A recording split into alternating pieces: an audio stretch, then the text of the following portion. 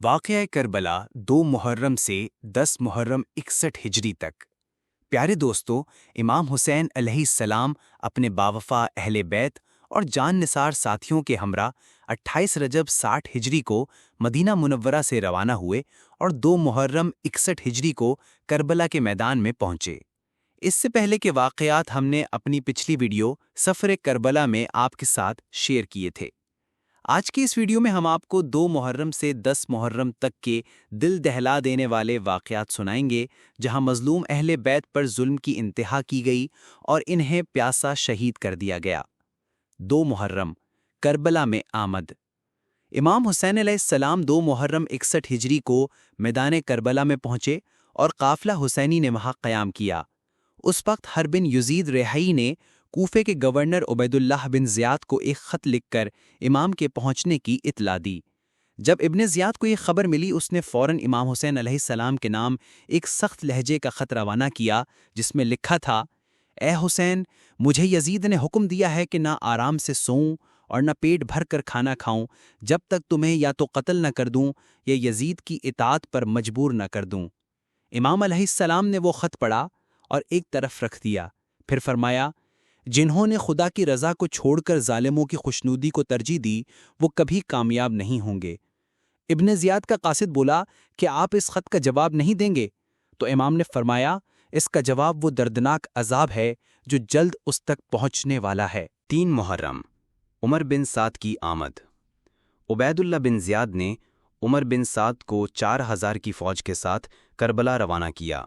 دراصل وہ عمر بن سعد کو رے کا گورنر بنانا چاہتا تھا، لیکن شرط رکھی کہ پہلے وہ امام حسین کا معاملہ حل کریں۔ یوں دنیاوی حکومت کے لالچ میں عمر بن سعد کربلا پہنچا۔ وہ کوفہ سے نکلا اور حمام عین کے مقام پر لشکرگاہ قائم کی۔ وہ رے جانے کی تیاری کر رہا تھا کہ اسی دوران امام حسین کا معاملہ سامنے آیا۔ ابن زیاد نے عمر بن سعد کو بلایا اور حکم دیا کہ پہلے امام حسین سے جنگ کرو، پھر اپنی حکومت کی طرف روانہ ہو۔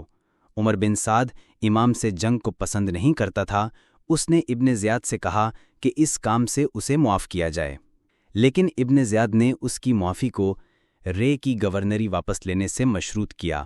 آخر کار ابن زیاد نے عمر بن سعد کو 4000 فوج کے ساتھ مقابلے کے لیے مجبور کر کے بھیج دیا۔ عمر بن سعد نے کوشش کی کہ اسے امام حسین کے مقابلے کی مصیبت سے نجات مل جائے، لیکن ابن زیاد نے کوئی بات نہ سنی۔ جب عمر بن سعد کربلا پہنچا تو اس نے امام سے کوفہ آنے کی وجہ پوچھی۔ امام نے پورا واقعہ بتایا اور فرمایا: میں اہل کوفہ کے بلانے پر آیا ہوں، اگر اب ان کی رائے بدل گئی ہے تو میں واپس جانے کو تیار ہوں۔ عمر بن سعد نے ابن زیاد کو خط لکھا کہ امام واپس جانے کو تیار ہیں۔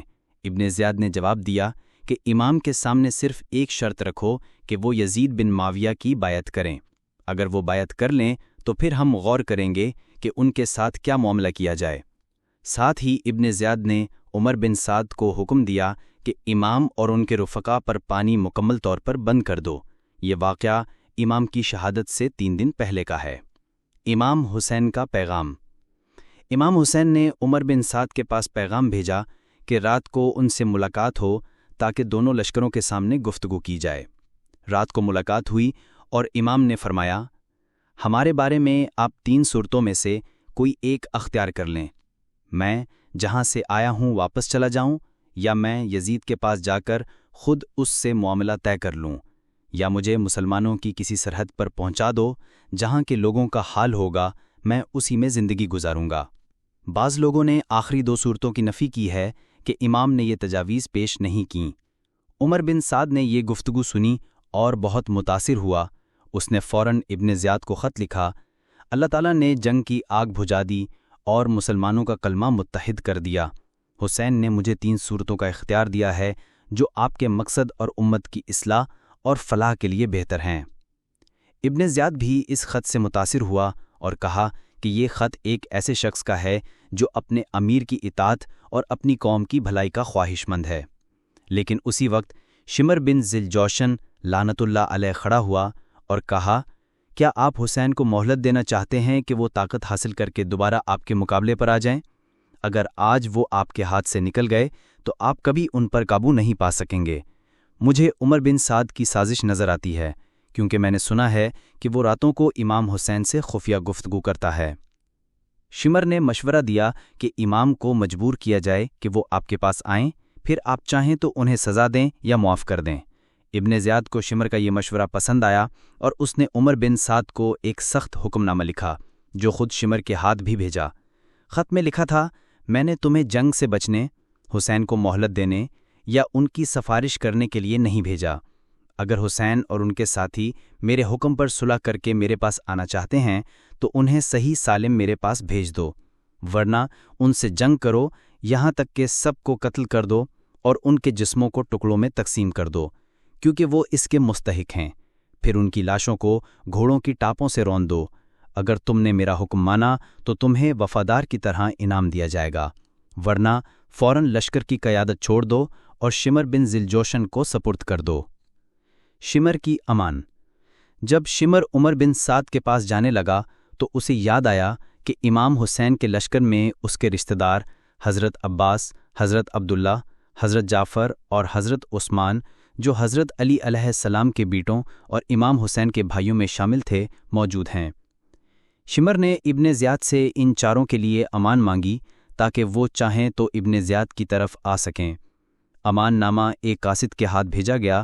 جب قاصد نے امان نامہ پیش کیا تو ان چاروں نے کہا، ہمیں امان دی جا رہی ہے اور رسول اللہ کے بیٹے کو نہیں؟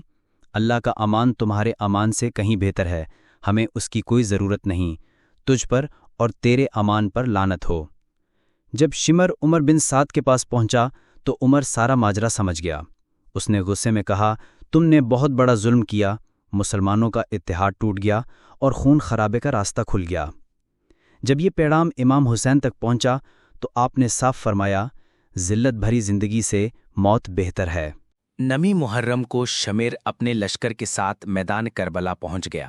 امام حسین اپنے خیمے کے سامنے تشریف فرما تھے کہ ہلکی سی اونگ آئی اور آنکھیں بند ہو گئیں۔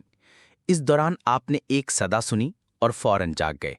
آپ کی بہن بی بی زینب بنت علی علیہ السلام دوڑتی ہوئی آئیں اور وجہ پوچھی۔ امام نے فرمایا، میں نے اپنے نانا رسول خدا امام الانبیاء حضرت محمد صلی اللہ علیہ وآلہ وسلم کو خواب میں دیکھا۔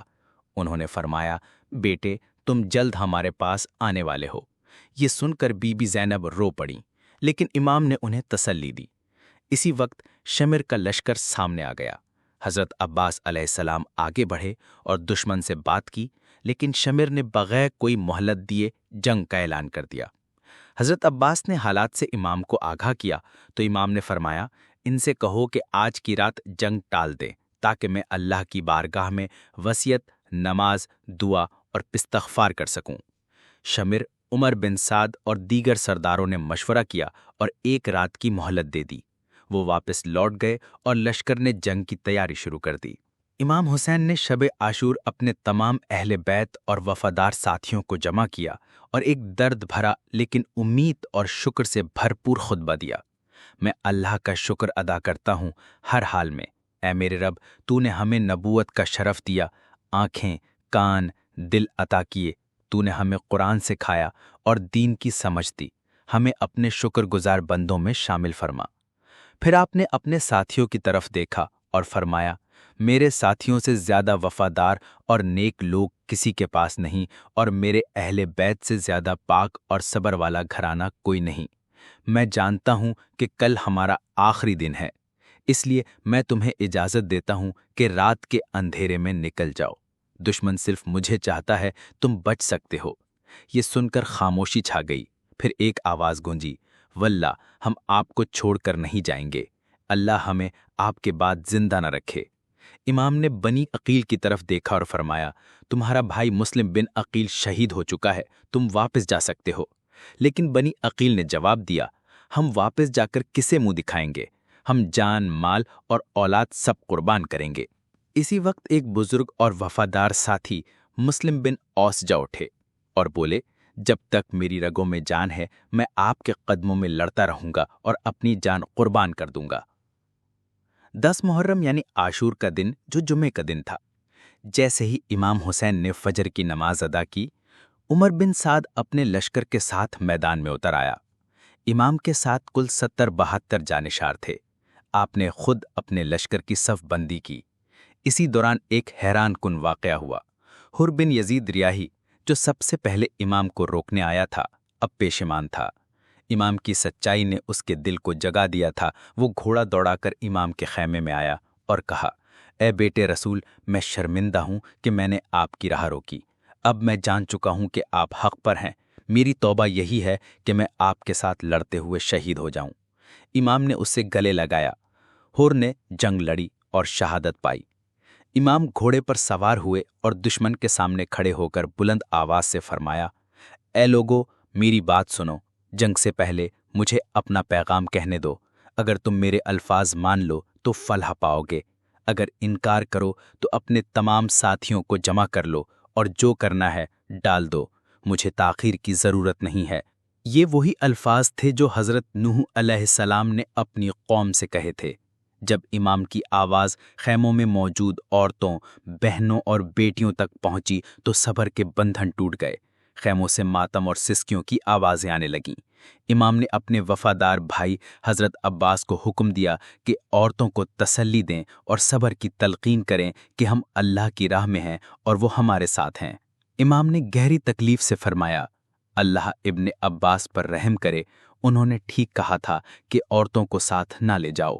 یہ جملہ اس درد اور فکر کی عکاسی تھا جو امام کے دل میں اہل بیت کی خواتین کے لیے تھا۔ عورتوں کو تسلی دینے کے بعد امام نے دشمن کی فوج کی طرف رخ کیا اور ایک بے مثال خطبہ دیا جو قیامت تک حق کی آواز رہے گا۔ لوگو، سوچو میں کون ہوں؟ کیا میں تمہارے نبی حضرت محمد صلی اللہ علیہ وآلہ وسلم کا نواسا نہیں؟ کیا میری ماں فاطمہ الزہرا سلام اللہ علیہا نہیں؟ کیا میرے والد علی بن ابی طالب علیہ السلام وہی نہیں جنہیں نبی نے اپنا بھائی کہا؟ کیا تم نے نبی کا یہ حدیث نہیں سنا کہ حسین مجھ سے ہے اور میں حسین سے ہوں؟ بتاؤ میں نے کس کا خون بہایا، کس کا مال لوٹا کہ تم میری جان کے دشمن ہو؟ امام نے کچھ کوفیوں کو نام لے کر پکارا، اے حجار بن ابجر، اے زید بن حارث، کیا تم نے مجھے خطوط نہیں لکھے؟ کیا تم نے میری بیعت کا وعدہ نہیں کیا؟ لیکن سب نے مکر کر دیا اور بولے، ہم نے کچھ نہیں لکھا۔ امام نے فرمایا، تمہارے سارے خطوط میرے پاس موجود ہیں۔ اگر اب میرا آنا پسند نہیں تو مجھے چھوڑ دو، میں کہیں اور چلا جاؤں جہاں امن ہو۔ قیس بن اشد نے کہا، کیوں نہ آپ ابن زیاد کی اطاعت کر لیں؟ وہ آپ کے چچا زاد ہیں، سختی نہیں کریں گے۔ امام نے غصے سے جواب دیا، کیا مسلم بن عقیل کی شہادت کے بعد بھی تمہاری یہی رائے ہے؟ خدا کی قسم میں نہ یزید کی بیعت کروں گا اور نہ ابن زیاد کے آگے سر جھکاؤں گا۔ اسی وقت زہیر بن قین نے دشمن سے کہا، خدا سے ڈرو، رسول اللہ کے گھرانے پر تلوار نہ اٹھاؤ۔ ابن زیاد تم سے بھی وفا نہیں کرے گا جیسے آج حسین کو دھوکہ دے رہا ہے۔ لیکن دشمن نے زہیر کو جھٹلا دیا اور کہا کہ سب کو قتل کر کے ابن زیاد کے پاس بھیجیں گے۔ زہیر نے آخری بار پکارا، اے ظالمو، فاطمہ الزہرا سلام اللہ علیہا کا بیٹا حسین ابن زیاد جیسے فاسق سے کہیں زیادہ عزت کے لائق ہے۔ تب شمر بن ذل جوشن لعنت اللہ علیہ نے پہلا تیر چلایا اور کربلا میں حق اور باطل کی آخری اور ابدی جنگ شروع ہوئی۔ جنگ کربلا۔ پہلے وار سے کربلا کا میدان شعلہ بن گیا، جس کی تپش آج بھی دلوں کو جلا دیتی ہے۔ جب جنگ تیز ہوئی اور ایک کے بعد ایک شہادتیں ہونے لگیں، امام حسین آگے بڑھے۔ آپ کی آواز میں وہ درد اور حق تھا جو صرف ایک امام، شہید اور نبی زادہ ہی بیان کر سکتا ہے۔ آپ نے پکارا، اے لوگو، تم پر افسوس! کیا اسی لیے مجھے بلایا تھا کہ میں آؤں اور تم مجھے قتل کر دو؟ تم نے ہی تو مجھے خطوط بھیجے تھے کہ ہم اپنی جانیں اور مال تمہارے قدموں پر نچھاور کریں گے، اور اب تم نے میرا راستہ روک لیا، میرے بچوں پر پانی بند کر دیا، وہی پانی جو یہودی اور مجوسی بھی پیتے ہیں، مگر حسین کا گھرانہ آج پیاسا ہے۔ اسی لمحے حر بن یزید ریاحی، جو صبح توبہ کر چکے تھے، دشمن کی طرف بڑھے تاکہ انہیں روک سکیں، لیکن تیروں سے ان کا استقبال ہوا۔ وہ لوٹے اور امام کی صف میں ڈٹ گئے۔